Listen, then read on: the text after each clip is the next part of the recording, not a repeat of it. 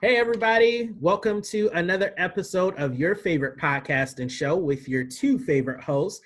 This is Assent, Dissent, and I'm Sean Strong with, Brandon Des. and we've got some great things to talk with you all about tonight. Let's kick it off and head over to Brandon. Okay, so my topic is basically, it was inspired, so to speak, by a conversation that my significant other said took place in a barbershop here in Toledo. And of course, it was a conversation between Black men in a barbershop. And while that's not the most shocking information, the substance of the conversation was what I consider to be shocking. Um, the substance was about why Biden would not be a good choice for president and how Trump is doing a good job. A conversation, again, amongst Black men.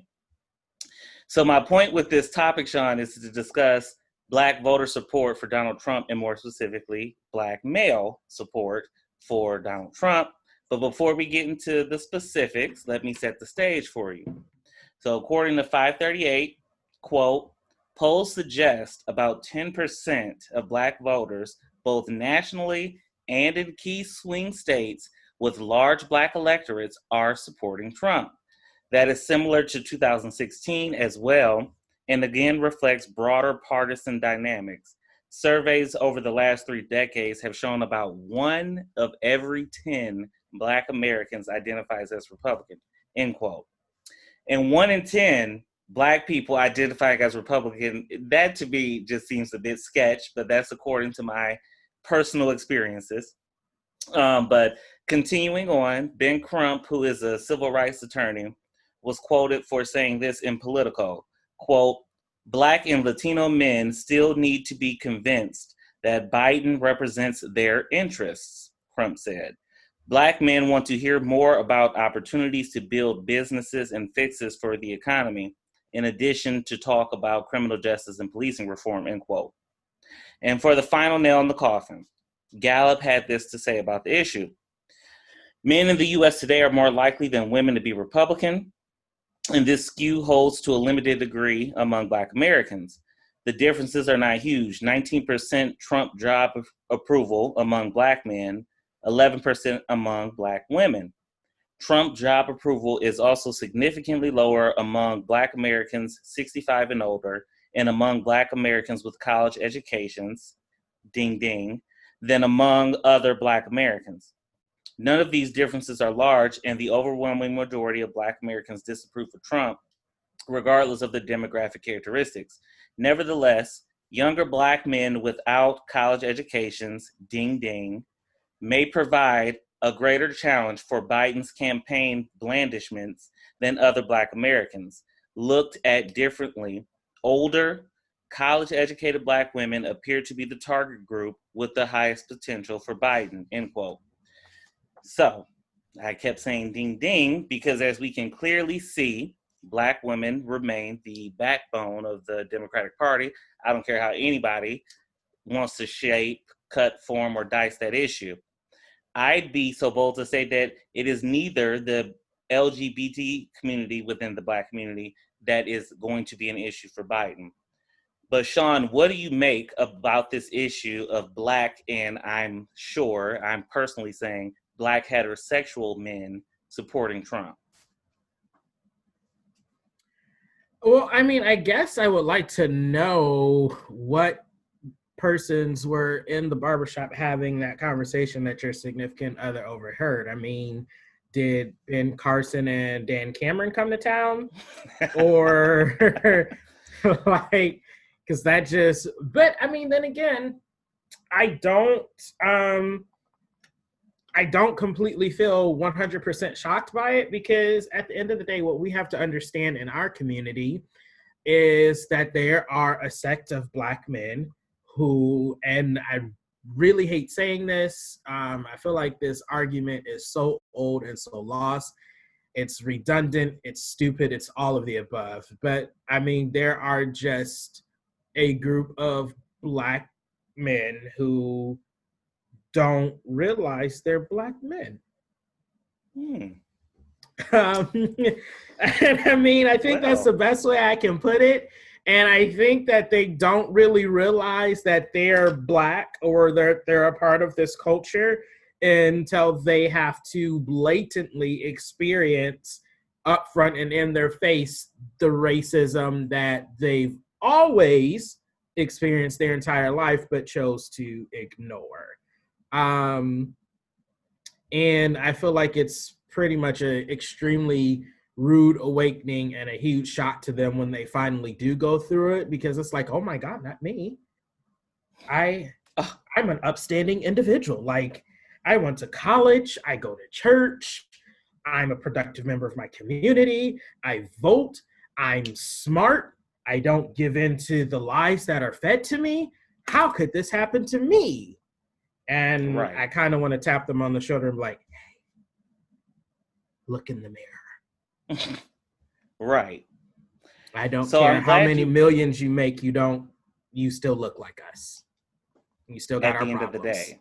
And that's whether you're light skinned like me and you, and that's whether you're dark skinned. It is what it is. You still have our problems. Right. And I'm glad you brought up the point about knowing who was in the barbershop. While I can't necessarily say who was there because I was not there, I can tell you about some of the substance of the conversation. The supposed reasons for why Trump is doing a great job is some of the following. It's because he supposedly put money in everyone's pockets with the COVID stimulus, which we know is not true. That was the Democrats in the House. Oh, time out. I want to know if they feel that way about Trump. Do you also feel that way about Obama? That's a good point, but you know, but Obama's the past. Let's talk about, let's get through. Well, because I don't like that cherry picking of administrations. Like, I like this administration because they did that. Well, other administrations have done that as well. So, well, there's a slight answer to your question. Some of the other things they said for why Trump did a great job was there was allegedly nothing more that could have been done to prevent COVID, which is not true. And also, they also said because all presidents, even the Democrats, are racist, and people just don't like the way Trump talks. So that's why they don't like him. It's not about him being a racist. They just don't like the way he is, very punchy. They even went as far as to say that he asked hate groups to stand by and stand back. But I hate to say this because it sounds very hateful, but I'm sure that these people having this conversation were not the people watching the debate. If you probably catch my drift. Not. Yeah, but go ahead. Let me stop interrupting you and your facts. They even went as far as to say that the Democrats do not care for and don't do anything for the people. So, Sean, what are your thoughts on these very misleading claims? And what do you think Biden should do to try and shore up some of this leaking or bleeding / to me, unexpected support? I mean, you're going to have idiots in every group. So at the end of the day, that's that. And I think this really goes back to other conversations that we've had on this show, starting with our first conversation with LJ. When we look at the two choices we have agreed on this show, because I know a lot of people will say, I've even heard this from some viewers, is that, man, you guys are just extremely Democratic. And it's like, no, we're not extremely liberal. It's just, I feel like we have some common sense. And I mean, I'm a little more liberal. Well, let me jump in real quick while you're making that point, because I have a problem with people who say that. Because, Sean, as you will know, I have a lot of conservative things that I'm conservative about, just like you do. But I feel like what we're talking about, COVID pandemic prevention, racism, this is not a matter of political issue. This is, like you said, a common sense issue. Which doesn't make sense to me, how you can politicize a public health crisis. Like, it's not political. There's an issue going on, and the person in charge is dumb and does not know how to handle his own business, let alone an entire country. Like, just call it for what it is. This man got into this office simply from hate, and to enrich himself. That's it. He doesn't know anything about the Constitution. He doesn't know anything about government or how to run government. So again, going back to LJ's comment, which has been my comment throughout this whole thing, when you're left with Biden, Harris versus Trump, Pence, is Biden, Harris the best choice? Probably not, but it most assuredly is the better choice when I look over the last 4 years. Trump put money in everyone's pocket? No, that was Congress. And again, these are probably people that did not pay attention in American government in school, so they don't understand that there are 3 branches of government that all have to work together, and they don't understand which branches do what. They probably focus everything on the Oval Office, and as we know, that's probably, in the grand scheme of things, it's probably the least important office when you really get into it. Let's see, what other dumb stuff did they say? I'm sorry. The Democrats don't support people. There was nothing more that could have been done to prevent further spread. So yeah, that's not even true. I mean, you could have started by at least being honest. I mean, heck, the spread of COVID, which we will get into later, within Trump's own inner circle, directly mirrors how he spread it in this country. Because you withheld information, you lied, you took it as a joke, and you didn't do what was necessary to protect yourself.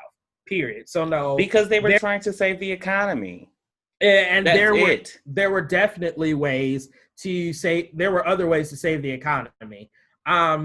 The Democrats, Trump, every president has been racist. Well, I think we can leave number 44 out of that, because I don't think that President Obama was racist. He's probably the first one that has not been racist.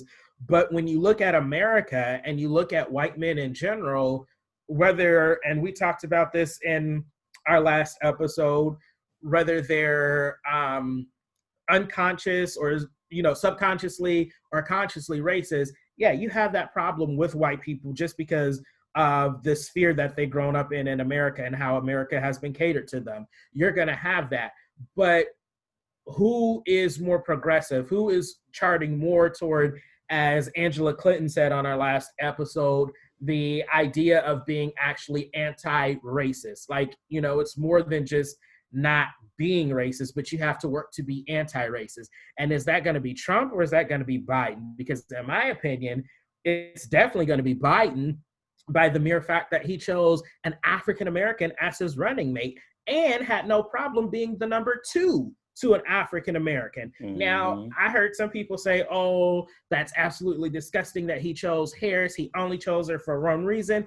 It's politics. The vice president nominee, that pick is supposed to bring for you a base that may be hard for you to win, or a base that's up in the air. That's what they do. It's the name of the game. So don't give me that kind of bullcrap, because Candace Owen and whoever those other 2 ridiculous women are and the Hodge twins, they do that for Trump. I don't want to hear it. The fact of the matter is, you would never see Trump choose an African-American to be that close to him, ever. Hell, there's barely any in his administration. Except Ben Carson, who praised his dirty draws. And what is he in charge of? Ben Carson Housing is in charge of HUD, because Ben Carson said that I came from the projects. And so in Trump's racist mind, a project person, Black, is going to be able to deal with the project issue and leave our white suburbs alone. It's just absolute madness. And at this point, you just don't have time to listen to the empty and stupid rhetoric of people that are hardly engaged. I mean, you probably weren't really engaged before 2008, and in 2008 and on, you were probably less engaged than you are now. All of these overnight political commentators and people who have and degrees analysts. and political science, it sickens me.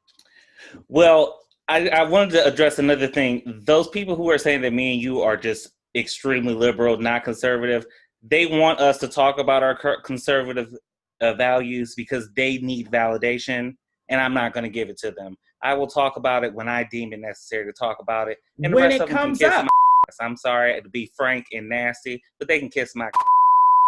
Anyways, my last question is, how can Biden shore up support among this bleeding demographic? So I think, honestly, and I don't know who said this. I think this was said on a previous episode of ours, but it's also already been out there. Even ahead of the first debate, they were saying like 80% of the country had already determined before the debate happened who they felt was going to win.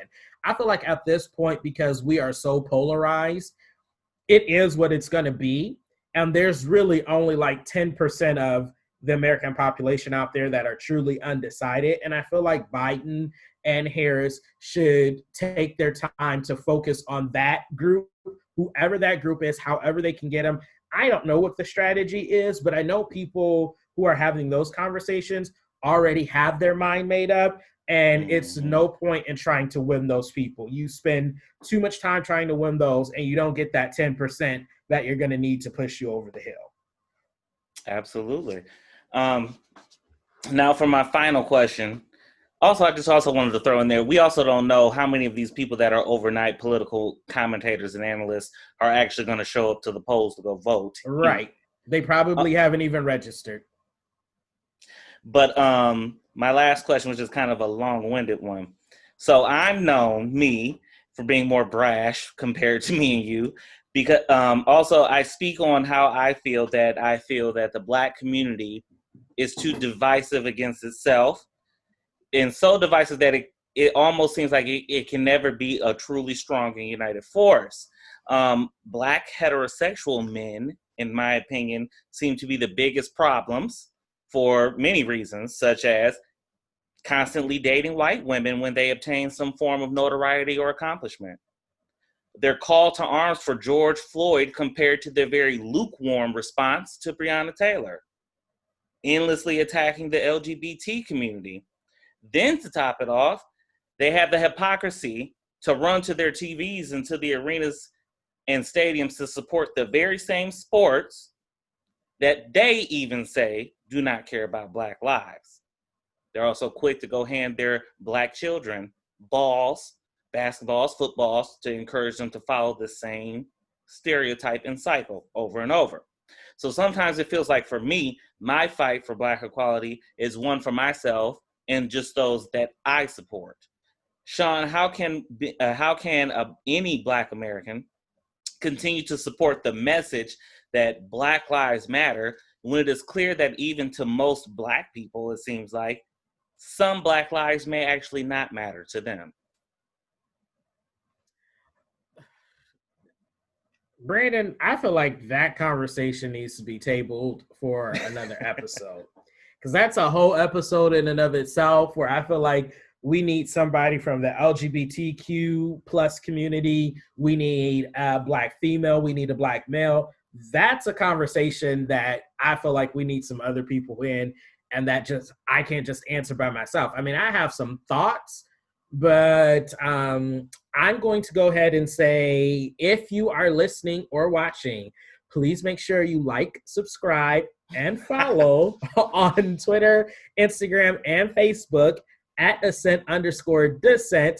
And you join that conversation with us, and let's bring that topic back up when we got some viewers with some opinions, because I don't even know. Yeah, my frame of mind, I'm not even ready for that right now. Well, I was going to say, speaking of that, I am planning on continuing to further expound upon this topic with some special segments that will be coming up over the next few weeks. So, but in the meantime, let's hand things over to Sean for his topics for today's episode. All right. So there's been a lot of political theater going on, and really, I mean, there's really other things that I really want to talk about, but I just can't get away from what else is going on in the country. So first of all, I think it's absolutely ridiculous and hypocritical that they are still trying to push through Amy Coney Barrett's nomination to the Supreme Court. You have members GOP members of the Senate that are positive for COVID, others that are in quarantine, and Lindsey Graham has said the Senate Judiciary Committee is going to power on, and these people, if they want to, can be a part of the hearings remotely. I saw somebody tweet, and I think it's absolutely ridiculous that you all will spend all of this time to serve your own interests, yet we're still arguing about giving Americans another measly $1,200. Well, that just goes to show you why I call the Republican Party the Republicant Party, because they can't do anything other than think of themselves and their own personal interests. But to be fair, I will say that I feel that if the Democrats were debating a very important piece of legislation and they were the majority in the Senate, that they too would say, you guys could join remotely if you want to debate this issue. That's just, me playing devil's advocate to a certain degree. I do feel that the Democrats would do that. However, I don't feel like the Democrats would be as low blowy, so to speak, like be so low in the dirt with this Supreme Court pick, knowing what they just did to Obama. And what amazed me is, I'm glad when Trump said that the people elected me for a term and my term isn't over yet. Yes. Who prepared this argument for you? Because that same logic applied to Barack Obama, whether it was his final term, first term, it doesn't matter. And then not only that, for the Senate to say, well, we had control. It was a differing Senate and White House, so that's why we should go ahead. No, don't try to convolute something you try to make simple, saying no Supreme Court replacements in an election year, period. It just shows you that they feel that this is a dictatorship or oligarchy where the Republicans are just ahead of everything. So that actually leads me into something that I wanted to talk about too. I just had to throw that ACB thing out there because that was irritating me. But I actually wanted to talk about the recent presidential debate between Trump and Biden and how you feel each side did, how their performances were. I will say for me, I feel like there were a few times where Biden really missed some firebacks, and I definitely think that Amy Coney Barrett versus Merrick Garland was one. I was waiting for him. I was screaming at my laptop, and I was like, Biden, talk about Garland, and he didn't. I will say, all in all, my takeaways is I think Biden, even though there were some points where I really wanted him to fire back, and there were some points where I really wanted him to get in Trump's face, I think all in all, Biden really displayed the level of dignity and decorum that we have been missing from a world leader, such as the office of the president. And I feel like as much as he humanly could, he kept his composure. Now, of course, some people were talking about there were times where he told him to shut up and he was the worst American president. And I'm like, which is true. This is a fact. And I'm like, well, he needed to shut up. Like he railroaded Biden and the moderator and did not agree to what, he agreed what the campaigns were supposed to agree to, the rules. And I found it funny. I will say one of the times that Biden did fire back that I found funny was the moderator was like, Mr. President, this is what each campaign and you agreed to before the start of the debate. Why can't you follow your agreement? And then Biden was like, that's because he never keeps his promises. And I was like, about time. I will say one of the things, and this is still why I can't get behind people that support Trump. When Trump started attacking his son, who had a drug problem, to me, I'm just like, and I know this isn't politically correct, but you're talking about somebody's kid. I feel like that is off limits. That's completely off limits. And I really wanted to like jump in my computer screen and like just throw some blows on Biden's behalf because I thought that was absolutely disgusting. And the fact that there are people who will still rally behind Trump and support him behind that, you're just a disgusting human being, in my opinion. What are your takeaways, Brandon? Well, first I want to start off by saying Biden's statement that Trump is the worst American president is a factual statement. Whether we I don't disagree dislike with the that. fact or not, the statistics are there. Look at his presidential approval rating. Look at the very slim margins that he even won the election by. He is legitimately the worst president. He look at the death of COVID being larger than 9/11 and Vietnam and all these other wars, with him as the commander in chief. Again, I use quotation marks. Now, during the debate, I felt like Biden sometimes showed those moments where it could be a feasible argument to say that there was some senility, some offness, where it was just kind of like he, and I don't know whether that was emotion, which it very could have been, because he could have been very heated in the moment, or that he just had so many different arguments to take Trump down with that he couldn't, go for it. Now, I understand the civility and the decorum thing, but that's the Democrats' problem.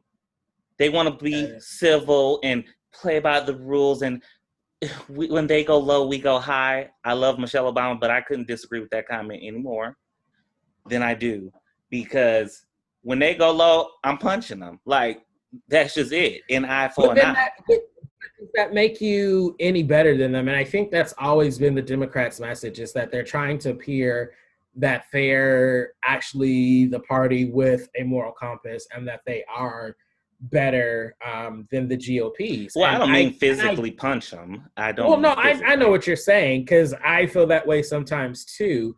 And I mean, I agree with that, but it's just so hard sometimes. And it's like, especially in this climate, is that what really wins?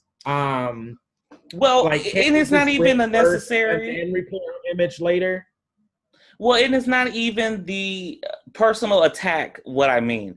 But there's a level of advocating for oneself that the Democrats should do. Instead of sitting there being silent and thinking it's making you look better that you're following the rules and he's fighting back.